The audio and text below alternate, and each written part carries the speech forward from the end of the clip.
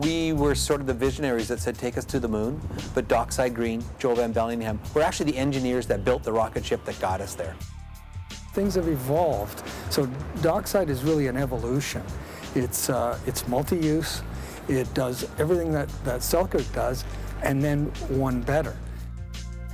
What I would really love is for Dockside Green to become a regulatory platform and a policy platform off of which local governments make decisions. When we talk in a broader concept about what came before smart growth, we're really talking about the way in which the post-war development boom focused on single detached housing in suburban areas. And that, over time, ultimately, especially in BC, doesn't serve us very well, because most of our communities are bounded by mountains, the ocean, other bodies of water, or the agricultural land reserve. So we really don't have very much land on which to build, therefore have to build a lot smarter than we have been. Well, what we're doing is we're redoing our official community plan, but as part and parcel of that is a recognition that sustainability is the blanket that overlays all of it. And so we're building a sustainability framework that helps guide our official community plan that says, here's where we're going to go, here's the development that we're going to need within the context of a framework of the city. So where's the affordable housing, where's the transportation corridors, what can we do and how do we build it, how does that impact our energy use? All of those opportunities have to be within our official community plan. The first thing that I could point to is the Selkirk waterfront development. So that was a redevelopment of a significant industrial area.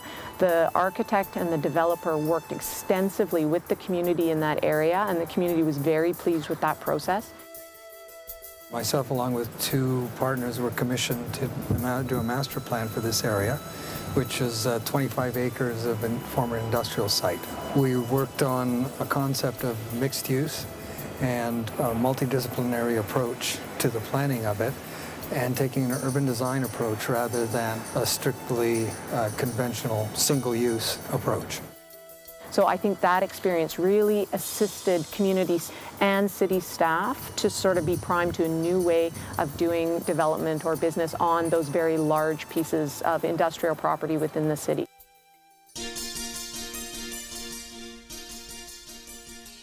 The City of Victoria inherited a large chunk of brownfield land from the province. The actual story around that is I think we got the land for $1, and then about a month later they changed the regulations and we had $20 million worth of cleanup to make. So we had this challenge, this large brownfield, and what were we going to do with it?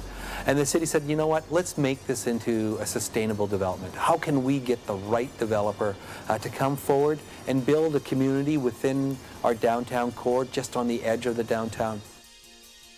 I guess fundamentally this is a smart growth thing to do, which essentially works with land that is no longer used for the purpose it was originally used for, and that is industrial processes. That when the request for proposal went out, it's a very unique RFP, that it took a triple bottom line matrix approach, so there were equal points for economic, social, and environmental viability of the project. So it had the support of the city, it had the support of the neighborhood and the community, and it was by far the best proposal. Dockside Green was light years ahead. Everybody else was meeting sustainability quotients, I think, as an aside to their development, whereas for Dockside Green, it was their development. It defined their development. They got a standing ovation at the community meeting when they did their presentation of what they would like to provide. And you see that in Dockside Green. You see the environmental piece, you see the social sustainability piece, you see the economic piece. It all came together, worked so well. It has densities that are appropriate for the location, such that you'll be able to provide a variety of shops and services right on the location, and an appropriate location right next to downtown for a new urban neighborhood. It integrates ecology throughout the development, so it captures all the rainwater on site, it recreates a wetland. From a transportation perspective, it's adjacent to downtown, so a lot of people will walk or bike. For me, Dockside Green should not be seen as the exception to the rule. It should now be seen as the new norm. Yes, it's unique, it's exceptional, but all it has done is broken the ground, shown where developers can go, where they should go. I don't think it's an eco-enigma. I think it sets a standard for large-scale redevelopment of industrial properties. And what I think it does is it's very instructive for local governments and for developers to have a look at Dockside and see what it can be incorporated into their new projects. Energy generation is still a potential there, but the next generation of redevelopment will have its own energy generation and take care of its own waste. It is the way for cities to step into the next urban century.